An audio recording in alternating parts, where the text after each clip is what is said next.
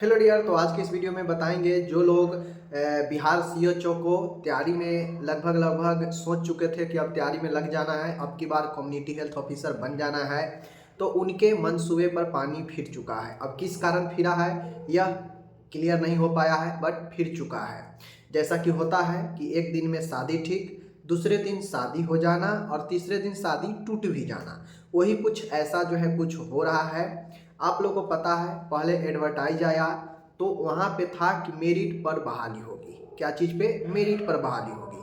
अब जब ये चीज़ें हुआ, कल होके नोटिफिकेशन आता है कि नहीं भाई, मेरिट नहीं रहेगा, सीबीटी रहेगा, मीन्स सीबीटी पर बहाली होगा। फिर आज होकर रिपोर्ट आ जाता है कि नहीं भाई, ना आपके मेरिट पर बहाली होगा ना सीबीटी पर बहाली होगा, मतलब ये बहाली ही नहीं होगा। लास्ट में ऑप्शन यही आता है कि यह बहाली ही आपको रद्द किया जा रहा है, कैंसिल किया जा रहा है, किसी कारणवश वह कारण डिस्क्लोज जो है किया गया नहीं है।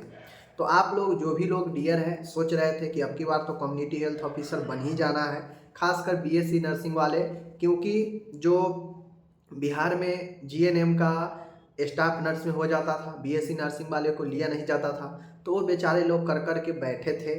तो उनको लिए एक सूर्य की जो शुरुआती जो किरण निकलता है, लगता है कि हाँ अब सुबेरा हो रहा है, उसी प्रकार से यह बहाली 4500 बहाली था। किसी न किसी प्रकार से 4500 लोगों को रोजगार मिल जाता, 32-40 हज़ार महीना मिलता, कम नहीं होता है। बट उन पर भी मंसूबा पर पानी फिर गया। फिरा कैसे?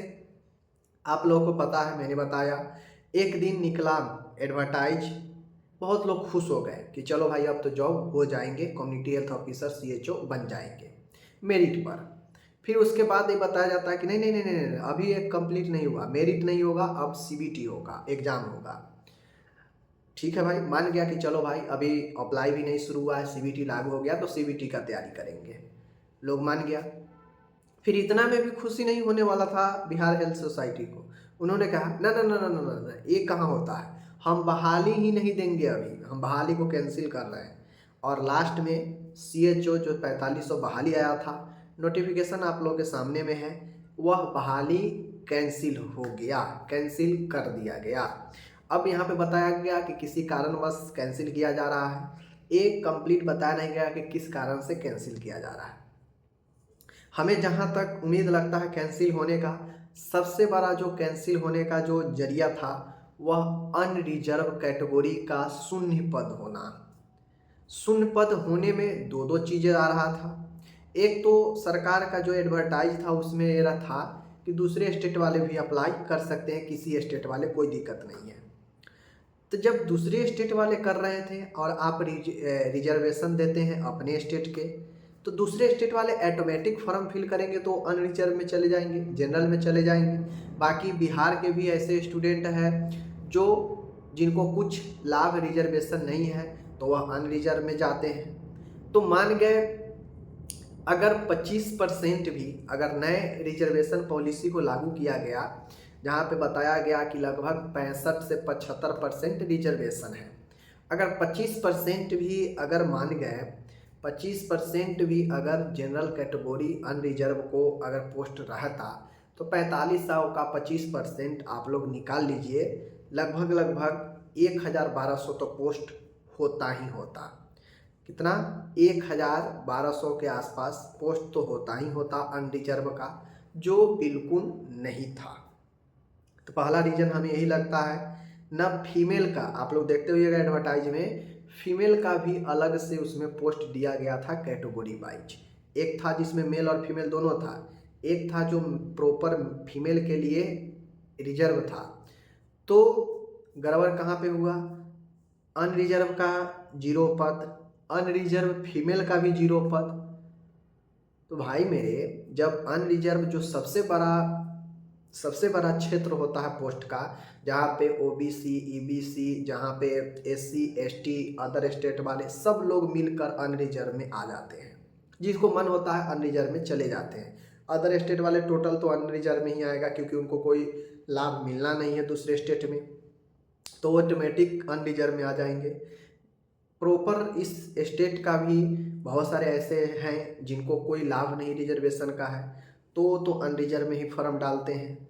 बहुत सारे पिछड़ा, अति पिछड़ा, अल्पसंख्यक या यूँ कहा जाए अनुसूचित जनजाति के लोग हैं, कैंडिडेट हैं, जो ये चाहते हैं कि नहीं, हम में इतना पावर है, हम में इतना दक्षता है कि हम अनरिजर्व के कट ऑफ को भी पार कर लेंगे, तो अनरिजर्व में फॉर्म डालते हैं, क्योंकि अनरिजर्व में पोस्ट ज़्यादा होता है तो उसमें ज़्यादा मौका रहता है, पढ़ने वाले लोग उसमें डालते हैं। तो ओवरऑल देखा जाए तो अनरिजर्व एक खुला हुआ मैदान रहता है जिसमें कोई भी आकर फाइट कर सकता है। बातें को समझ गए? लेकिन अनरिजर्व पोस्ट ही जीरो था, एकदम जीरो था। तो एक बहुत लोगों के मन में डाउट था कि अरे ये अनरिजर्व जिसमें पोस्ट होना चाहिए सबसे ज़्यादा रहना चाहिए, उसमें जीरो पोस्ट है, फीमेल में भी जीरो है, ये क्या मतलब बनता है भाई?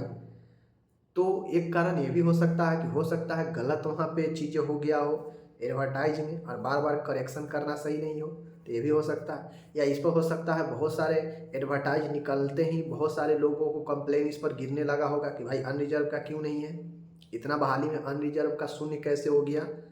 तो इस पर कंप्लेन आने के डर से भी हो सकता है कि एडवर्टाइज को ही कैंसिल कर दिया गया हो, क्योंकि ऑटोमेटिक है, अनरिजर्व का पोस्ट नहीं था तो ऑटोमेटिक है, आरटीआई इस पर लगता ही लगता, पूछता ही लोग सवाल कि भाई किस कंडीशन में आप किन किन कारणों से अनरिजर्व का एक भी पोस्ट नहीं दिए हो। दूसरी चीज़ें कोर्ट तक मामला फिर से चला जाता। तो इन सभी चीज़ों से पहले ही बचने के लिए कैंसिल कर दिया गया इस बहाली को ही।